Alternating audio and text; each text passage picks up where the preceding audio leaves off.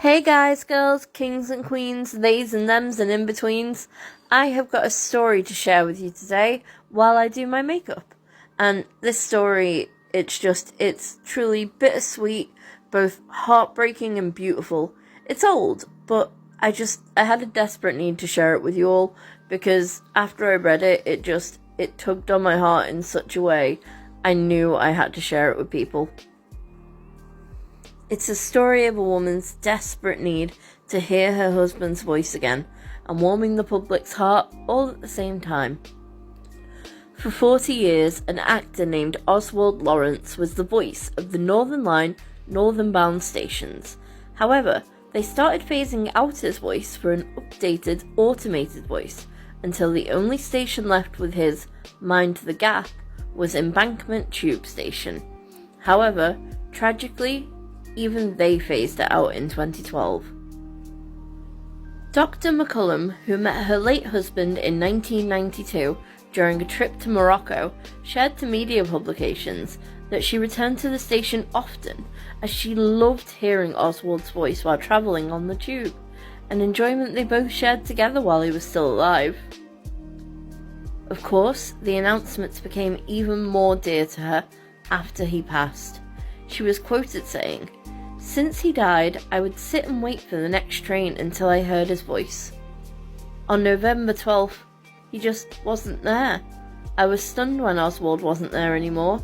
I inquired, and I was told that a new digital system had been put in, and they couldn't get his voice on it." This news absolutely devastated Dr. Margaret McCullum. After learning just how much her dear husband's voice meant to her, Transport for London gave her the best Christmas gift of her life: a CD with her husband's voice forever. They reinstated Oswald's voice at the station in 2013, so now everyone can find joy in hearing her husband's voice, and she can return as often as she likes to hear it.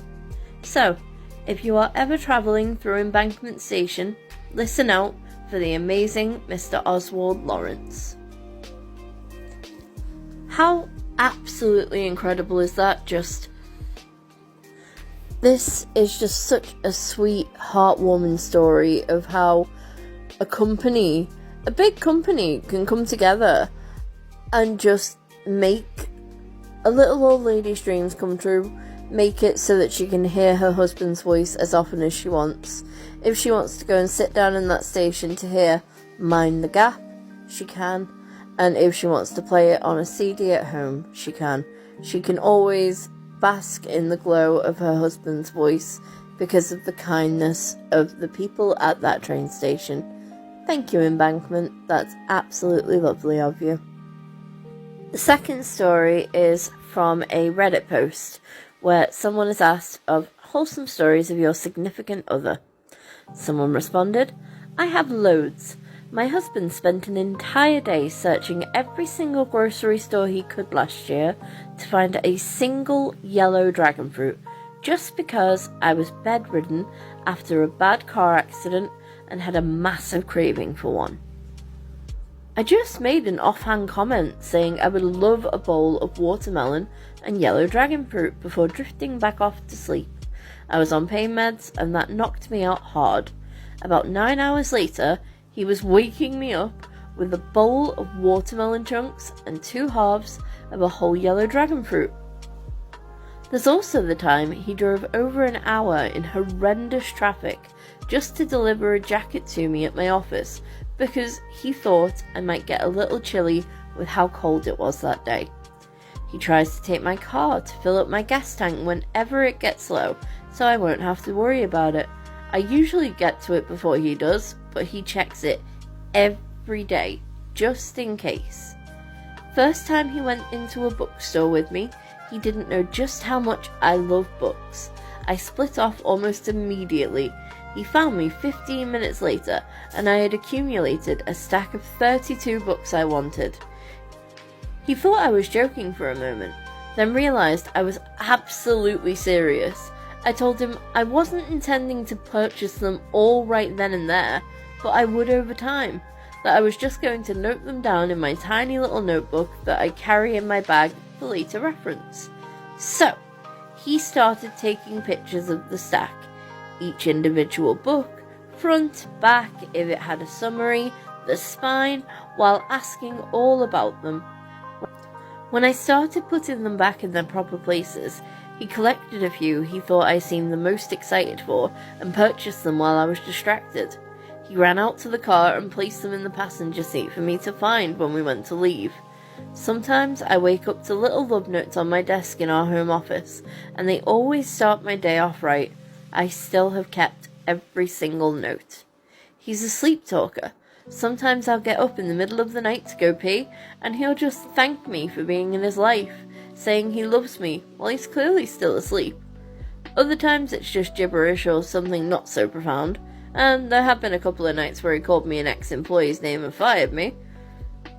He learned how to do fancy nail art things to make me feel pretty during that time after the above-mentioned car accident. These are just the small things I can type out while half asleep and on mobile.